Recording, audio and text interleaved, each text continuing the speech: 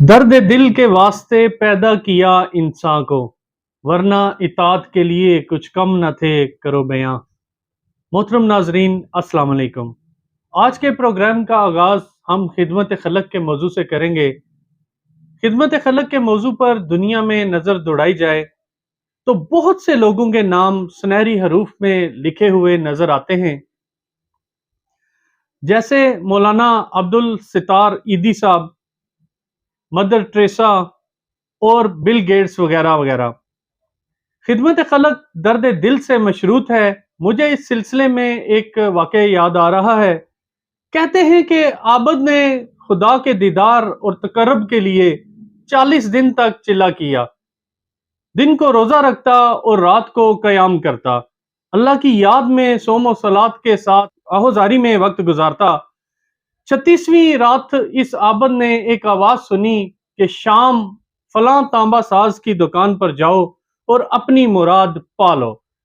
عابد مقررہ وقت سے پہلے متعلقہ جگہ پر پہنچ گیا۔ کیا دیکھتا ہے کہ ایک بڑھیا ایک تانبے کی دیچکی لیے اسے بیچنے کی منتظر تھی۔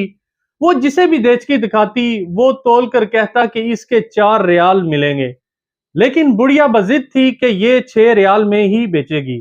آخر بڑھیا پھرتی پھراتی ایک دکان پر پہنچی اور دکاندار کو دیچکی دکھائی اور کہا میں اس برتن کو 6 ریال میں بیچنا چاہتی ہوں۔ دکاندار نے کہا کہ آپ اسے 6 ریال میں ہی کیوں بیچو گی؟ بڑھیا نے کہا میرا بیٹا بیمار ہے اور حکیم صاحب نے جو نسخہ لکھ کر دیا ہے اس کی قیمت 6 ریال ہے۔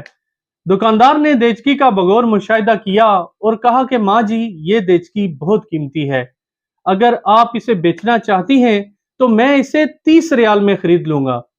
بڑھیا نے کہا بیٹا میرا مذاق نہ اڑاؤ۔ دکاندار نے کہا ماں جی میری بات کو مذاق میں نہ لیں، آپ اس کو مذاق نہ سمجھیں، یہ دیچکی واقعی ہی 30 ریال کی ہے۔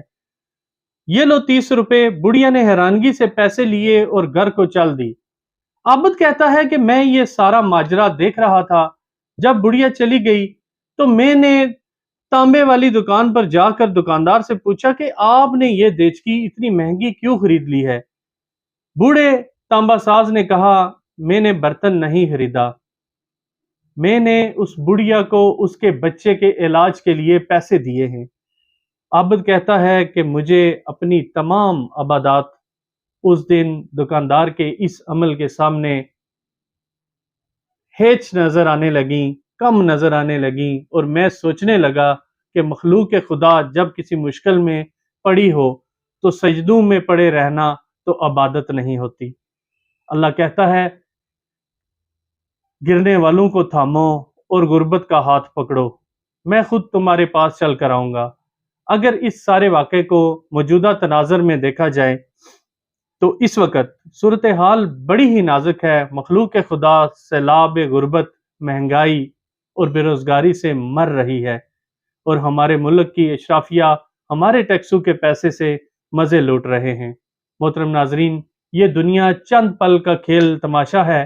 انسان کو چاہیے کہ اپنی یہ عارضی زندگی کو حقوق اللہ اور حقوق العباد کی آبیاری گزارتے ہوئے اور سفر آخرت کی تیاری کرے۔ انہی الفاظ کے ساتھ اپنے میزبان ہارون رشید کو اجازت دیجیے گا۔ اللہ حافظ۔